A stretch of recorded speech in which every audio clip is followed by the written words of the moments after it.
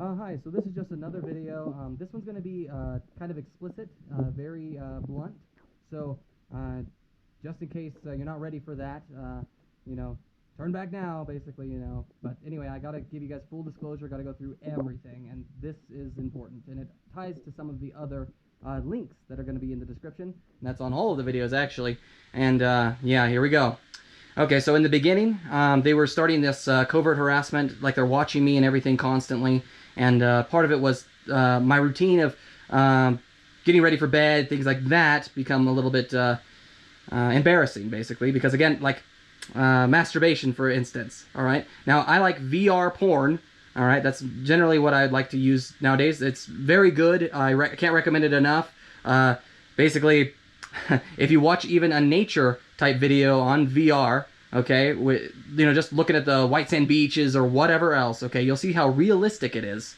And then you can imagine how realistic pornography can be with it, too. Okay, now I use pornography as a form of training in addition to the health aspects, okay? It's also pleasurable, obviously, okay? But again, if you ever want to be, lasting a while with a beautiful girl, if you ever have the chance, it's nice to know you can successfully please them, things like that. Okay, so anyway, in the beginning, they were doing all these techniques, and it's part of their tactics is to embarrass you. And the very first instances with this, I was very nervous, and I definitely had trouble focusing. And, anyway, that's part of their tactics, okay? But after this point, where I've been dealing with them watching me go to the bathroom and stuff like that, which is, I think, more embarrassing, honestly, for, almost a year and a half now, I don't even care at this point. It's just part of the desensitization, okay? So anyway, now into the other stuff, which are, it's important, okay? So literally some of the stuff they were talking about was that people were sleeping with me, doing things to me in my sleep, okay? Like sexual things, okay? And there are occurrences during this whole thing that support that, unfortunately. I don't know if that was part of their tactic to, make me more paranoid about sleeping and things like that, but anyway, here we go. So one of the times at my grandma's, I definitely felt like I had a wet dream.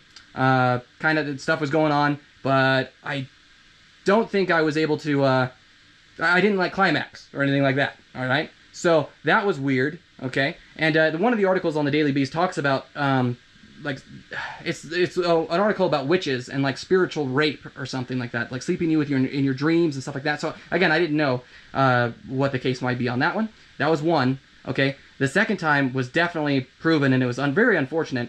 I was in a motel room with my mom at the time, and she basically was the person who was being the most diplomatic, okay? And I woke up after what I thought was a wet dream, because when I'm sleeping, I can feel it.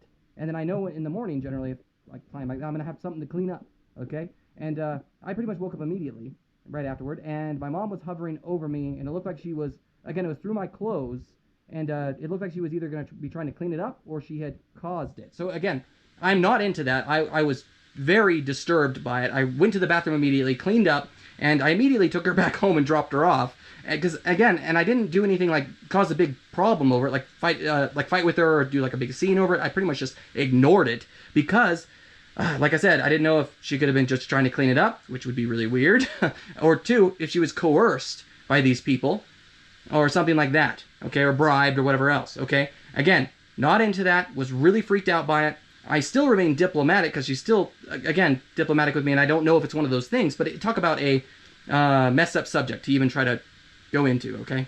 Part of the reason I put the disclaimer at the beginning of this, too. And unfortunately, there was a third time that was when I was with Starla at Tobias's house. We had like a fling, basically, was what I call it, because we weren't really like, we didn't say it was boyfriend and girlfriend, things like that, Anyway, I slept with her a couple times. One of the last times I slept with her, in my sleep, same kind of thing, after we had already had sex and stuff, okay? I'm pretty sure I felt like I had a wet dream. I thought I was going to have something to clean up. I didn't wake up immediately, and when I woke up, there was nothing there, okay? And that kind of freaked me out, and again, because of the whole situation, I'm not going to be, like, jumping to conclusions and make myself sound crazy, generally, okay? But after all this stuff I've gone through, and I've proven certain things to myself, with full disclosure, I have to go with that. I have to let you guys know everything, okay? Because, again, that's the best policy for me right now. And even if it makes me look bad in whatever way, that's just what I have to do. Now, some more pretty messed up subject, again, something that they use as a tactic as well, is in my childhood, I was molested by my stepfather at the time, repeatedly, actually. It was, again, I could go into details. It's pretty fucked up. Like the first time, I did not want to do anything, and he threw me outside naked on the goat heads and things like that in Big Springs, sprayed me off with a cold hose, and then forced me back in the house. I was in the 4th grade, by the way, and he told me that he was going to beat me with a belt if I didn't cooperate, basically. So, again, it happened repeatedly through that 4th grade. It was pretty traumatizing, again, but I've lived with it my whole life, and it's not something that I've carried on, obviously. I can't imagine doing that to someone for a few minutes of pleasure or whatever else, ruining their whole life, psychologically scarring them for their whole life.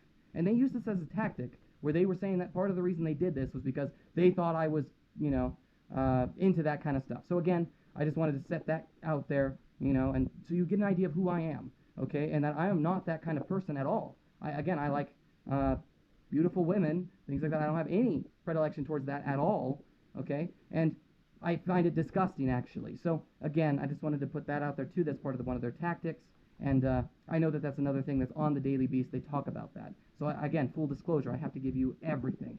I want to be an open book so that you guys can get the full picture of the situation and who I am. Okay, so anyway, embarrassing subject. I'm going to go with some other videos now. I just wanted to get that out there too. Thank you.